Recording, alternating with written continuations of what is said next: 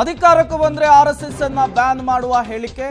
ಮೈಸೂರಿನಲ್ಲಿ ಶಾಸಕ ಶ್ರೀವತ್ಸ ಪ್ರಿಯಾಂಕ್ ಖರ್ಗೆಗೆ ತಿರುಗೇಟು ಕೊಟ್ಟಿದ್ದಾರೆ. ಪ್ರಿಯಾಂಕ್ ಖರ್ಗೆ ಮಾನಸಿಕ ಸ್ಥಿಮಿತತೆಯನ್ನ ಕಳೆದುಕೊಂಡಿದ್ದಾರೆ ಅಂತ ಗುಡುಗಿದ್ದಾರೆ. RSS ಬಗ್ಗೆ ಪ್ರಿಯಾಂಕ್ ಖರ್ಗೆ ಏನು ಗೊತ್ತಿದೆ ಪ್ರಶ್ನೆ ಮಾಡಿದ್ದಾರೆ ಶ್ರೀವತ್ಸ ಅವರು. ಕಾಂಗ್ರೆಸ್ ಅಧಿಕಾರಕ್ಕೆ ಬಂದ್ರೆ ತಾನೇ ಬ್ಯಾನ್ ಮಾಡೋದು. ಮೈಸೂರಿನಲ್ಲಿ ಶಾಸಕ ಶ್ರೀವತ್ಸ ತಿರುಗೇಟನ್ನ ಕೊಟ್ಟಿದ್ದಾರೆ. ಯಾವುದೇ ಕಾರಣಕ್ಕೂ ಕೇಂದ್ರದಲ್ಲಿ ಕಾಂಗ್ರೆಸ್ ಅಧಿಕಾರಕ್ಕೆ ಬರಲ್ಲ ಅಂತ ಹೇಳಿ ಭವಿಷ್ಯವನ್ನ ನುಡಿದಿದ್ದಾರೆ.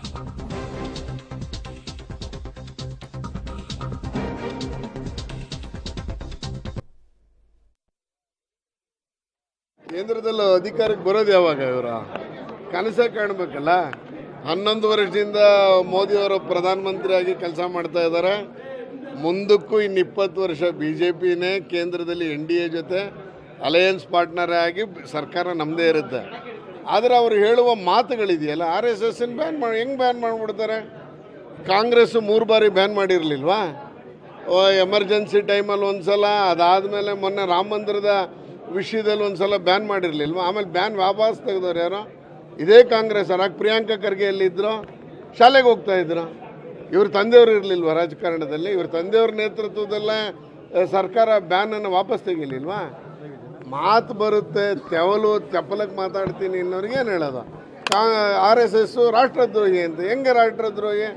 ಯಾವ ಆ್ಯಂಗಲಲ್ಲಿ ಹೇಳ್ತಾರೆ ರಾಷ್ಟ್ರದ್ರೋಹಿ ಕೆಲಸ ಮಾಡ್ತಿದೆ ಅಂತೇಳಿ? ಇವ್ರಿಗೆ ಏನೋ ಗೊತ್ತಿಲ್ಲದೆ ಏನೋ ಮಾತಾಡ್ತಾರೋ ಅಂತ ಪ್ರಿಯಾಂಕಾ ಖರ್ಗೆ ಅವರು.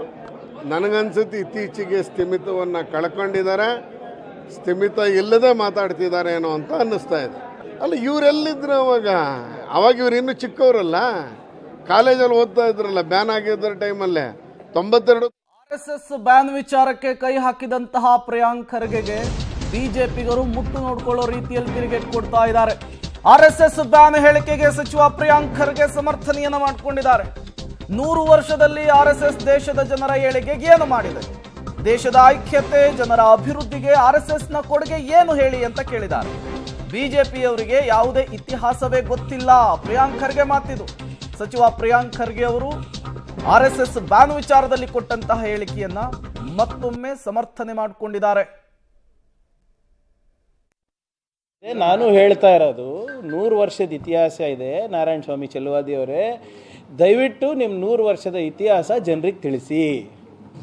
ನಾನು 100 ನಿಮ್ಮ ಸಾಧನೆ ಕೇಳ್ತಾ ಇಲ್ಲ, 10 ಸಾಧನೆ ಅಷ್ಟೇ ಕೇಳ್ತಾ ಇರೋದು. 10 ಸಾಧನೆ, ಒಂದು 4-5 ಸರಳ ಪ್ರಶ್ನೆಗಳಿಗೆ ಉತ್ತರ ಕೊಡಿ ಅಂತ ಕೇಳ್ತಾ ಇರೋದು. ದೇಶದ ಐಕ್ಯತೆಗೆ ನೀವು ಮಾಡಿದ್ದೇನು? ದೇಶದ ಆರ್ಥಿಕ ಪ್ರಗತಿಗೆ ನಿಮ್ಮ ಕೊಡುಗೆ ಏನು? ದೇಶದ ಏನು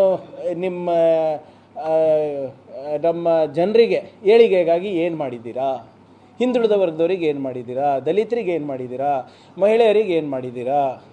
ಹೇಳಿ. 100 ವರ್ಷದ ಇತಿಹಾಸ ಇದೆಯಲ್ಲ. 10 ಪ್ರಮುಖವಾದಂಥ, ಹೌದಪ್ಪ ಈ ದೇಶದಲ್ಲಿ ನಾವು ಸಾಮಾಜಿಕ ಕ್ರಾಂತಿ ತಂದಿದ್ದೀವಿ ಅಂತ ಹೇಳೋದು ಒಂದು 10 ಅಂಶ ಹೇಳಿ ಸಾಕು. 52 ವರ್ಷ ಯಾಕೆ ನಮ್ಮ ರಾಷ್ಟ್ರಧ್ವಜ ಹಾರಿಸಿಲ್ಲ? ನಿಮ್ಮ ಏನು